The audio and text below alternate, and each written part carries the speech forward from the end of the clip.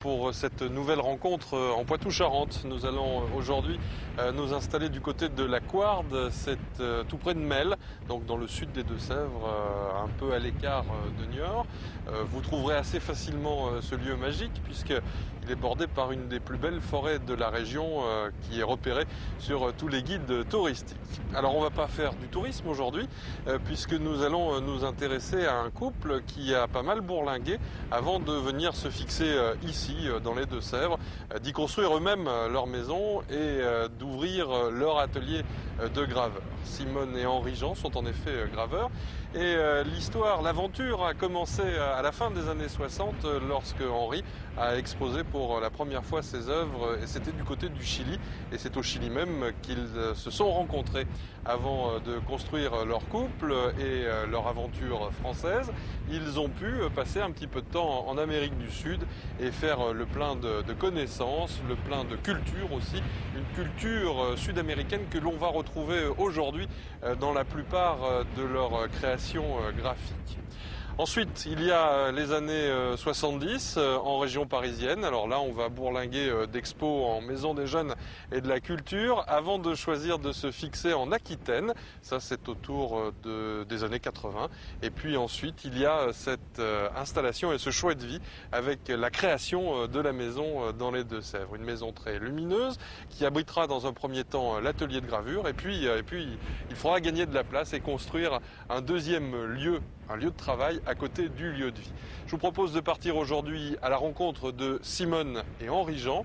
Ils nous accueillent chez eux, ils nous font partager leur passion pour la recherche, pour l'art plastique.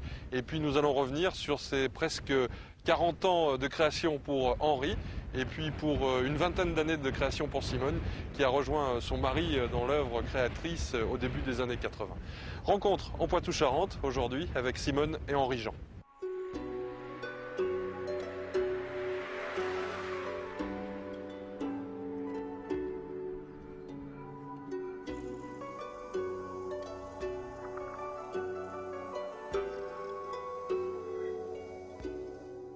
Vous aimez bien travailler en grand? Oui, parce que c'est difficile à mettre en œuvre en gravure. Il faut graver la planche, c'est surtout au moment de l'impression que c'est très compliqué. Il faut tremper le papier, le faire sécher, le mettre sur la presse, le refaire sécher, donc ça demande des... Puis physiquement c'est éprouvant, mais c'est très... Mais ça sort de la main ou du livre pour aller vraiment habiller le mur. Oui. Je pense que ça me plaît bien, ça. Oui, puis c'est une autre façon de respirer quand on travaille. Mais on aime travailler aussi sur des petits formats. Mais le grand format permet, c'est comme si on avait une grande... On se déploie. Les outils permettent un déploiement... C'est-à-dire que ça change justement, on est obligé de changer ses habitudes. Ça casse un peu les habitudes.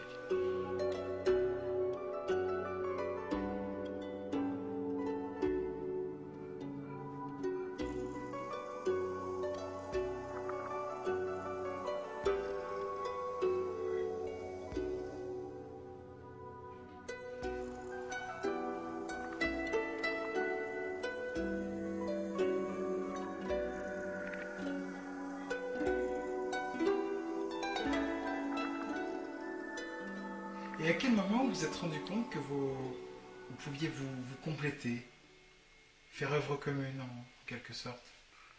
Oh, il n'y a pas eu une révélation, c'est qu'on a travaillé, ça fait un certain temps qu'on est ensemble, on travaillait ensemble, et à un moment donné, les œuvres sont devenues ce qu'elles étaient parce que nous étions deux, et elles n'auraient pas été pareilles si j'avais travaillé tout seul ou si Simone avait travaillé toute seule, donc c'était logique que nous signions ensemble. C'est la seule raison, il n'y a pas eu ni de partage de tâches, ni de plan de carrière, ni tout ça. C'est venu, l'œuvre faite était une œuvre commune, donc elle a été signée tous les deux. Mais c'est vrai qu'au départ, on a essayé un petit peu d'expliquer, de dire, bon, ben, on travaille comme ça, c'est venu comme ça. Mais au bout d'un moment, on a dit, mais c'est comme ça, c'est un fait. On travaille bien ensemble et il n'y a rien à dire d'autre.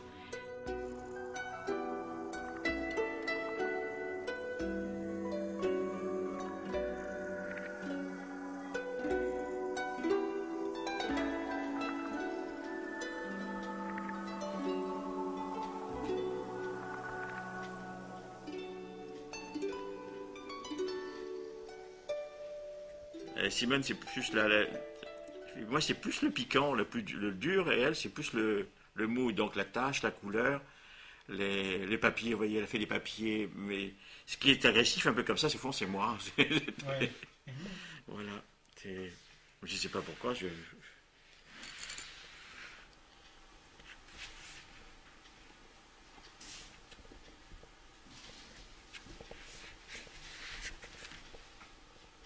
Ça me fait penser un peu à une plante qui pousse. On commence par un dessin qu'on a enfin moi pour les linoléums surtout, des fois j'ai un petit dessin, j'ai une chose que je voudrais mettre, donc celle-ci je la reproduis.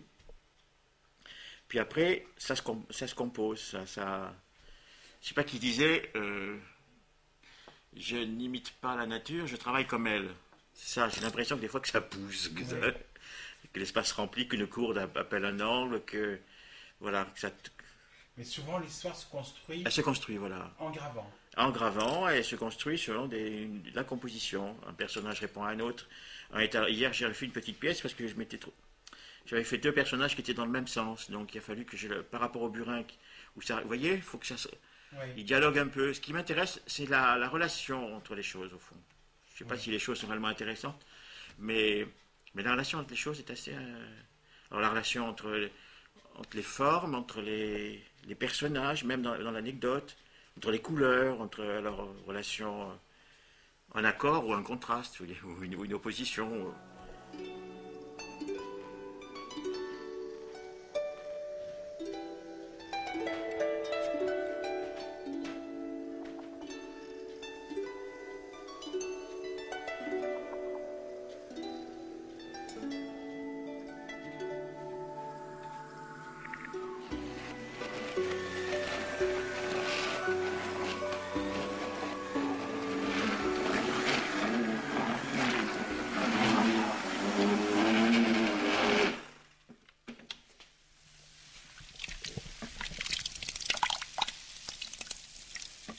Là, vous préparez de la pâte à papier.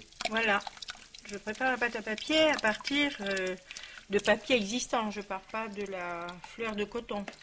Donc moi, je récupère des chutes de papier et des fois même des gravures à thé.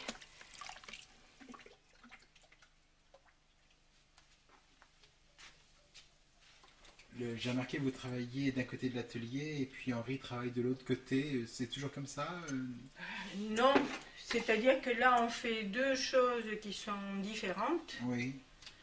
Et donc, c'est presque obligatoire que ça se passe comme ça, mais non, pas forcément. Non, mais je veux dire, vous parlez beaucoup ou... Ah, on se parle beaucoup, sauf quand on tire des gravures. Parce qu'il y a certains travaux où ça demande une très grande concentration et donc dans ces moments-là, on est concentré sur ce qu'on fait et on ne se parle pas beaucoup. On se parle, mais pas beaucoup.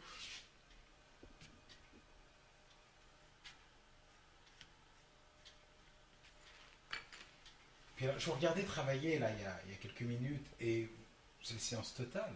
C'est-à-dire qu'il y a des moments différents.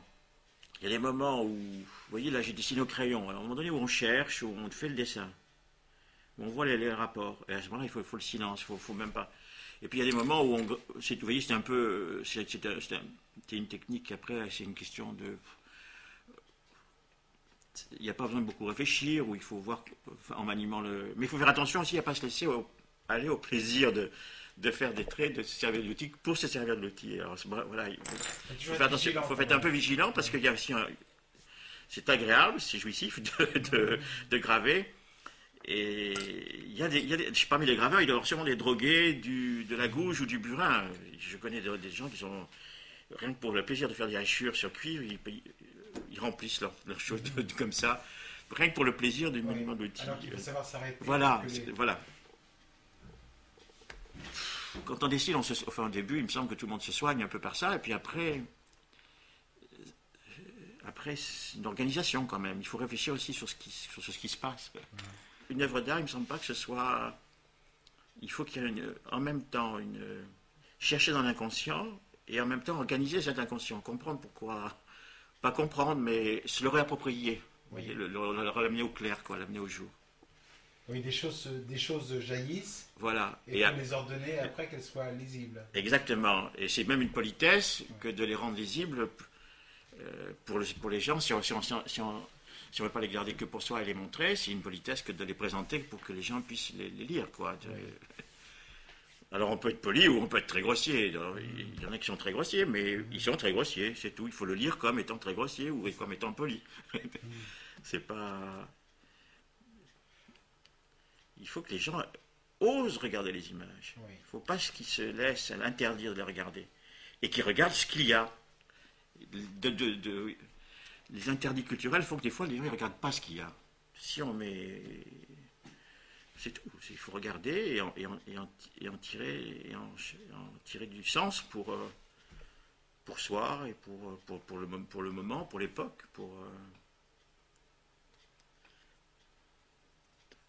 Oui.